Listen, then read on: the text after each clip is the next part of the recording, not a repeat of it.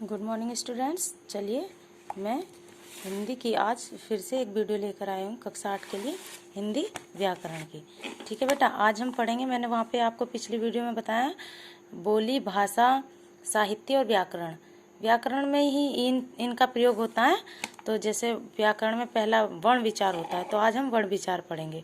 वर्ण विचार क्या होता है? चलिए, वर्ण विचारों को पढ़ने के लिए सिर्फ हमें क्या वर्णों के बारे में जानना जरूरी होता है। अब देखिए, यहाँ से स्पष्ट हो जाएगा सारा। भाषा की सबसे छोटी इकाई जिसके और खंड नहीं किए जा सकते वर्ण कहलाती है। यानी जिसको और अलग से तोड़ा नहीं जा सकता। जैसे शब्दों को हम अलग करके लिख सकते हैं, जैसे ए, ई, कै, ग, च, नय, ये इनको हम और छोटा नहीं कर सकते। तो ये क्या है हमारी? यह है हमारा वर्ण कहलाता है। अब वर्णों से मिलकर क्या बनी होती है? वर्णमाला। वर्णमाला का संधि विच्छेद होता है वर्ण प्लस माला, यानी वर्णों की माला। जो हम छोटी क्लासेस में पढ़ते हैं वह हमारी वर्णमाला होती है। हिंदी की वर्णमाला किस प्रकार से होती है? स्वर, व्यंजन और अयोगवाह से मिली होती है। तो जैसे ये स्वर हैं, ये स्वरों को पूरे डिटेल्स में आगे बताऊंगी। ये स्वर हमारे 11 होते हैं हिंदी में। ठीक है बेटा। और ये जो हमारे अंग से अंगूर जिसको हम बोलते हैं, और अनाखाली, ये जो दो हमारे लास्ट के होते हैं, इसको विसर्ग बोलते हैं, संस्कृत में प्रयोग होता है। और ये अनुस्वार, इसको हम क्या बोलते हैं? अनुस्वार। ऐसे व्यंजन हमारे कितने होते हैं बेटा? व्यंजन हमारे स्पर्श व्यंजन होते हैं, और इनकी हमारे अंतस्थ व्यंजन होते हैं, ऊष्म व्यंजन होते हैं और संयुक्त व्यंजन होते हैं। इन सबको मिला के इनको, ये व्यंजन कैसे होते हैं, ये कैसे होते हैं, इसके लिए हम आगे देखेंगे। और आगे लिपि, मैंने पीछे आपको बताया था कि लिपि किसे कहते हैं? वर्णों के सही ढंग में लिखने को लिपि कहते हैं। तो ये लिखा, हिंदी वर्णमाला को देवनागरी लिपि में लिखा गया है। अब देखिए बेटा, अब शुरू होते हैं हमारे वर्ण के भेद। हिंदी वर्णमाला में वर्णों के मुख्य कितने भेद होते हैं? 2। कौन कौन से? स्वर और व्यंजन, जिनको हम वोवेल्स बोलते हैं और कॉन्सोनेंट्स बोलते हैं। ठीक है बेटा। अब ये स्वर क्या होते हैं, अब इसके देखने के लिए हम आगे आएंगे। ये लिखा है स्वर। स्वर आप जानते हैं, जो मात्राएं हमारी होती हैं, जिन वर्णों का उच्चारण किसी अन्य वर्ण की सहायता के बिना किया जाता है। यानी स्वरों को लिखने के लिए, मान लीजिए हम कोई भी शब्द लिखेंगे तो हम उसमें किसी और वर्ण की सहायता नहीं लेंगे, लेकिन जब हम व्यंजन लिखते हैं तो हमें स्वरों की सहायता लेनी पड़ती है। जिन वर्णों के उच्चारण किसी अन्य वर्ण की सहायता के बिना किया जाता है वे क्या कहलाते हैं? स्वर कहलाते हैं। और स्वरों को हम क्या? अच भी कहते हैं। देखिए, मैंने डार्क किया है, तो आप इसको ध्यान रखेंगे कि इनको अच भी कहते हैं। कितने होते हैं स्वर? 11 होते हैं। ये देखिए, यहाँ तक औ से औरत तक होता है।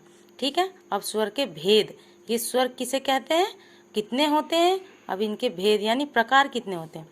उच्चारण में लगने वाले समय, यानी समय, इसमें समय ये नहीं है कि घंटा 2 घंटा, ये समय मात्रा के लिए प्रयोग किया गया है। मात्रा के अनुसार स्वरों के 3 भेद होते हैं। कौन कौन से? ह्रस्व स्वर, दीर्घ स्वर, प्लुप्त स्वर।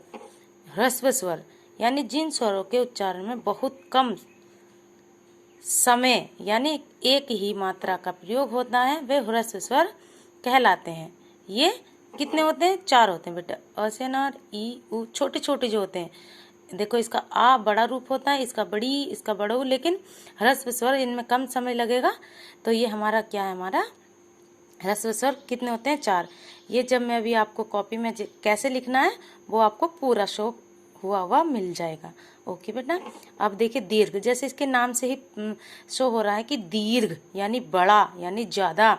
जिन स्वरों के उच्चारण में ह्रस्व स्वर से दुगना समय लगता है वे दीर्घ स्वर कहलाते हैं। ये कितने होते हैं? इनकी संख्या कितनी होती है बेटा? 7। ह्रस्व स्वर की 4, दीर्घ स्वर की 7।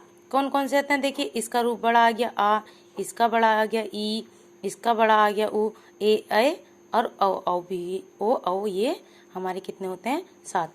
प्लुत स्वर, इसका प्रयोग हिंदी में नहीं होता, परंतु हम जानेंगे कि प्लुत स्वर क्या होते हैं।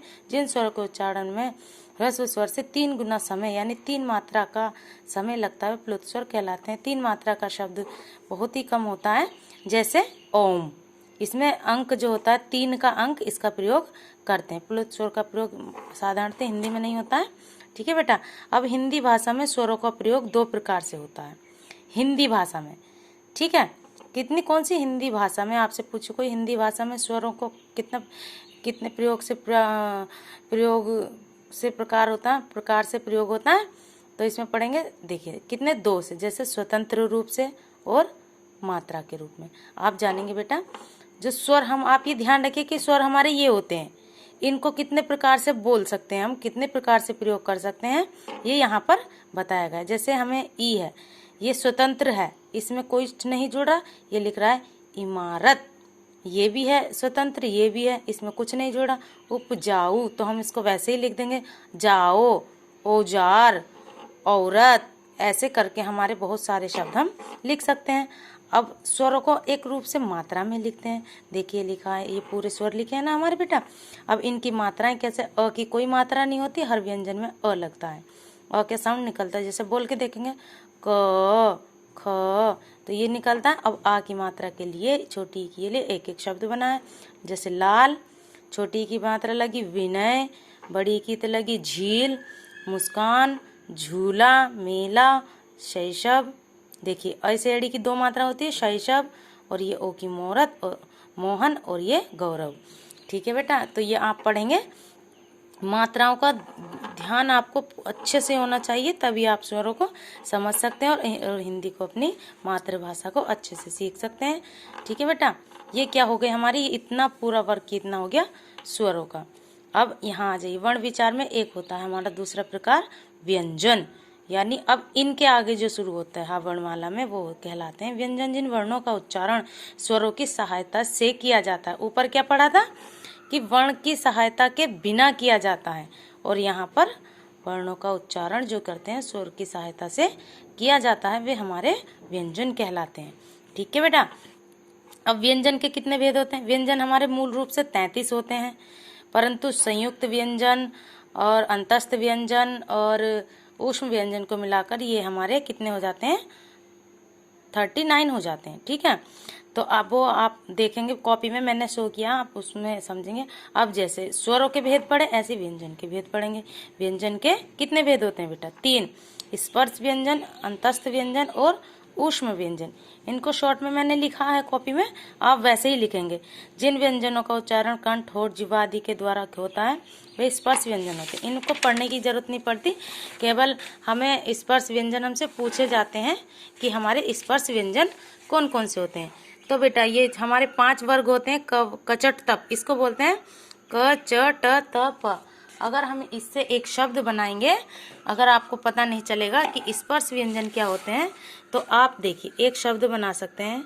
हम लिखेंगे क, च, ट, त, प, कचट तप। तो हमारा ये कचट तप ऐसे बना, कचट तप।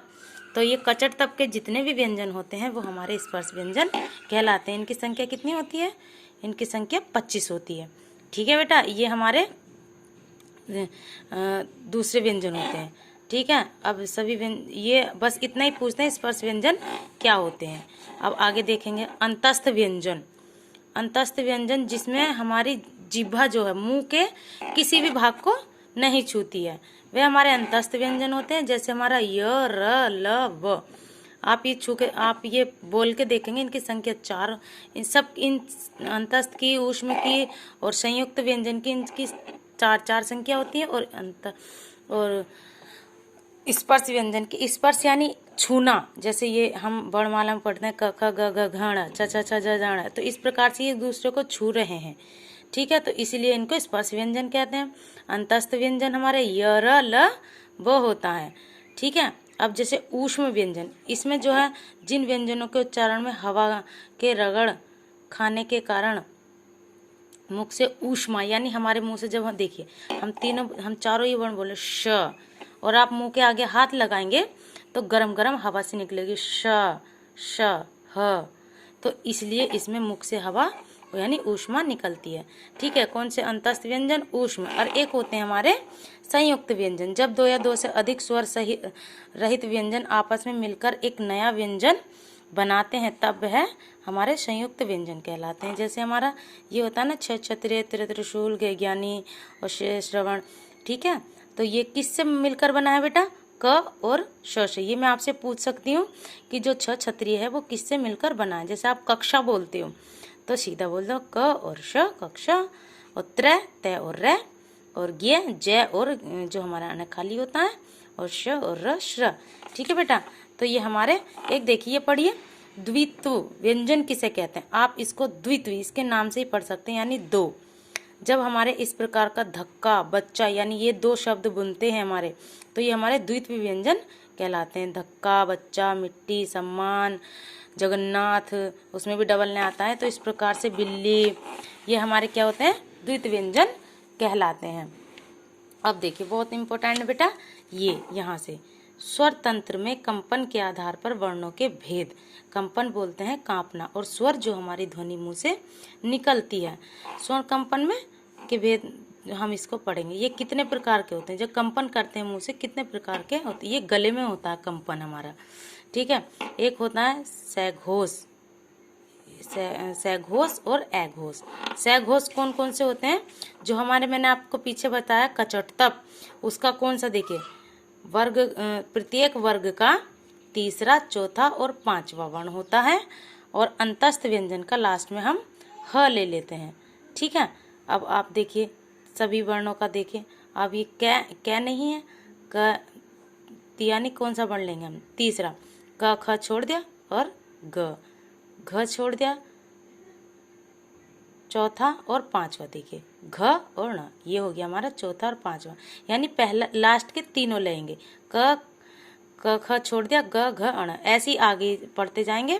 तो ये हमारे तीनों पांचों वर्णों के हमारे हो जाएंगे। जो हमारे अंतस्थ व्यंजन है, सॉरी स्पर्श व्यंजन है, उनके पहला और दूसरा छोड़ दीजिए। जैसे च छ ज झ है तो च छ को छोड़ दीजिए, ज झ अणे, ऐसे हमारे ये हमारे कौन से होते हैं, सघोष, यानी इनमें ये घोष यानी इनमें ध्वनि हमारी सुनाई देती है। अघोष क ख, जो हमारे बचे हुए हैं दो आगे के क ख च छ, ये हमारे अघोष होते हैं। ओके बेटा, अब सभी वर्गों के हैं ये। और हमारे जो हमारे ऊष्म व्यंजन है उनके तीनों हम श ले लेते हैं, और इसका ह हम ऊपर हम सघोष में लेते हैं, और ये तीनों बचे हुए हमारे अघोष में आ जाते हैं। ठीक है बेटा, इनकी संख्या कितनी होती है, 13 होती है, आप गिन लीजिएगा। और इनकी संख्या कितनी होती है, 22 होती हैं, आप गिनिएगा, आप बड़े समझदार बच्चे हैं। अब उच्चारण में लगे प्रयत्न की दृष्टि से व्यंजनों के भेद, यानी जब हम बोलते हैं, प्रयत्न करते हैं बोलने का, तो उसमें व्यंजनों के कितने भेद होते हैं। अल्प प्राण, महाप्राण, जैसे आपको नाम से ही ज्ञात हो रहा है।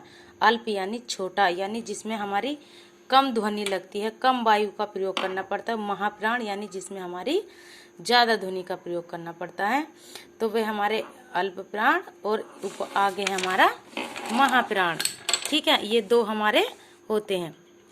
अल्प प्राण कौन कौन से होते हैं बेटा, यहाँ देखेंगे वर्ग का, प्रत्येक वर्ग का पहला, तीसरा और पांचवा। इसमें कौन कौन सा छूटा है, दूसरा और चौथा इनका छूटा हुआ है। जैसे पहला क्या हमारा क, दूसरा नहीं है, तीसरा क्या है ख, चौथा नहीं है, और पांचवा क्या है ग। यानी एक है एक छोड़ो, एक है एक छोड़ो एक। ठीक है, तो ये प्रत्येक वर्ग का हमारा तीसरा, पहला, तीसरा और पांचवा होता है। और अंतस्थ में हमारे अल्प प्राण सारे होते हैं। अंतस्थ ये होता है य र ल ब। ठीक है बेटा, ये आप पढ़ेंगे।